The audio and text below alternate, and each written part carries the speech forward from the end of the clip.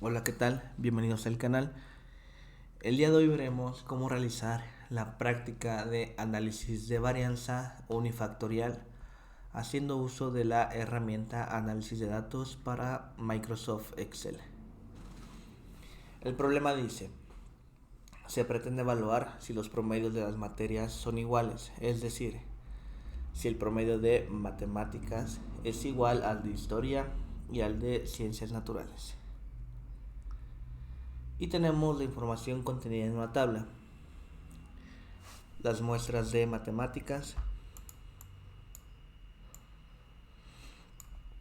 las muestras de historia y las muestras de ciencias naturales. Atentos que, como vimos en clase, para calcular los grados de libertad tenemos que tomar en cuenta el valor de filas y columnas. Y si somos observadores, sabremos que esta tabla no tiene el mismo número de filas y columnas.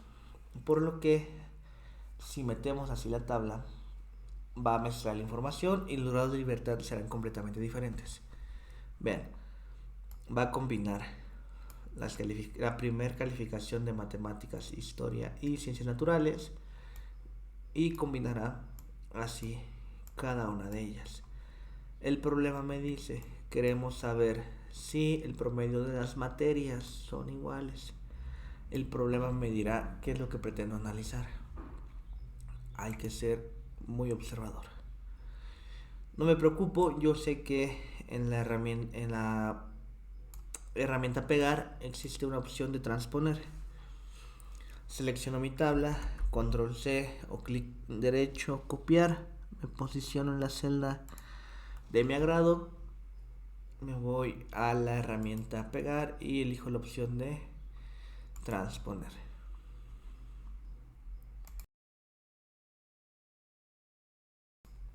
Y así constatamos que efectivamente ahora mi tabla tiene por columnas todas las calificaciones de matemáticas, en otra columna todas las de historia y en una diferente las de ciencias naturales.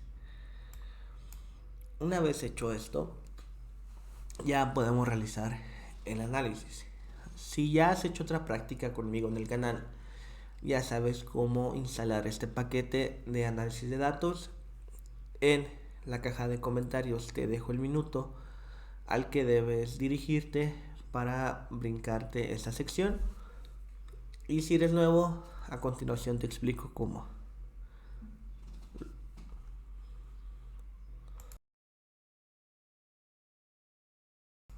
Lo primero que tenemos que hacer es dar clic en archivo, dirigirnos al menú opciones. En la ventana emergente elegiremos la opción de complementos, usualmente es la penúltima. Y en la parte inferior del menú emergente, en administrar, daremos clic en ir. Y debemos verificar que esta casilla esté habilitada. Herramientas para análisis.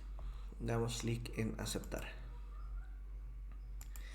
Importante recordar que una vez hayamos instalado este paquete, la configuración se queda guardada en Excel. No es necesario repetirlo.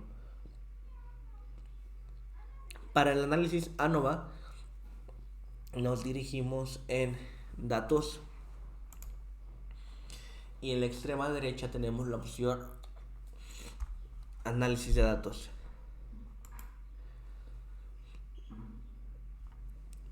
Y nos muestra todos los métodos que esta herramienta puede realizar. Media móvil, análisis ANOVA, covarianza, estadística descriptiva, regresión, perceptil, jerarquía, muestra, entre otros. Lo que nos interesa es el análisis de varianza de un factor o análisis ANOVA por sus siglas en inglés. Elijo la opción número 1, aceptar.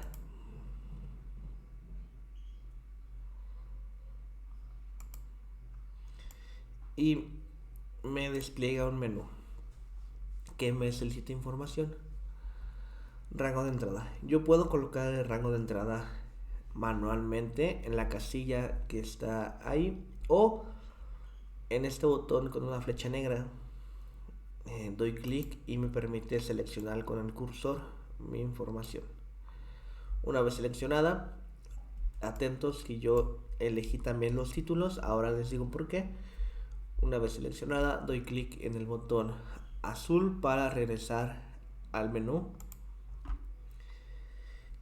Me solicita si mi información está agrupado por filas o columnas. Ya está agrupado por columnas. Es importante analizar el problema antes de realizar la tabla.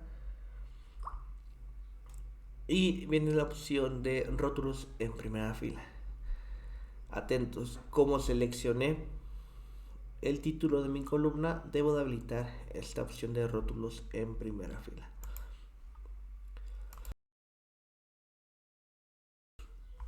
Si yo selecciono los títulos de mi columna y no habilito esta casilla, me mostrará un error, el cual dirá que los datos de entrada no son numéricos.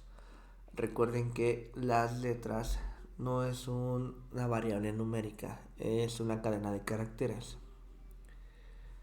Y nos pide la consideración de el error alfa. Usualmente se maneja el 0.05, que representa el 5%, lo que se traduce en 95% de confianza. Lo podemos alterar. Ejemplo, si yo coloco el 0.01, representa el 1% y mi nivel de confianza es de 99. En esta ocasión lo vamos a dejar de esta manera. Y por último tenemos las opciones de salida. Tenemos rango de salida. Yo elijo en qué sección de mi hoja de cálculo actual quiero la información. La siguiente opción es en una hoja nueva. Dentro de este libro de Excel genera una hoja nueva y ahí me muestra el resumen y la tabla ANOVA. O la última opción, en un libro nuevo, me genera un nuevo libro, un nuevo archivo de Excel en donde queda registrada la información. Yo para este ejemplo daré clic en rango de salida y selecciono en donde quiero ver reflejada mi información. La celda es irrelevante, yo voy a elegir O13. Regreso con la flecha azul y ya no tengo nada que configurar. Doy clic en aceptar. Excel ha hecho ya la tabla de resumen y mi análisis de varianza unifactorial. Vamos a hacer un poco más grande esto. Muy bien. En resumen, ¿qué tenemos? Vean cómo yo al habilitar la opción de rótulos y seleccionar mis títulos como elemento de mi tabla, aquí me muestra la información. Si yo solo selecciono los valores numéricos para mi problema, sin los títulos, automáticamente Excel lo va a clasificar como columna 1, columna 2, columna 3, lo cual resultará un poco difícil para el análisis correcto de la información. Necesitamos saber qué representa cada valor, de qué muestra. Es por eso que habilitamos la opción de rótulos. Nos muestra el conteo de las observaciones, la suma de dichas observaciones por materia, el promedio y la varianza. Que si somos observadores, desde aquí podemos denotar que el experimento no se cumple, no todos los promedios son iguales. En mi tabla ANOVA, entre grupos, tenemos la suma de cuadrados dentro de grupos y el total.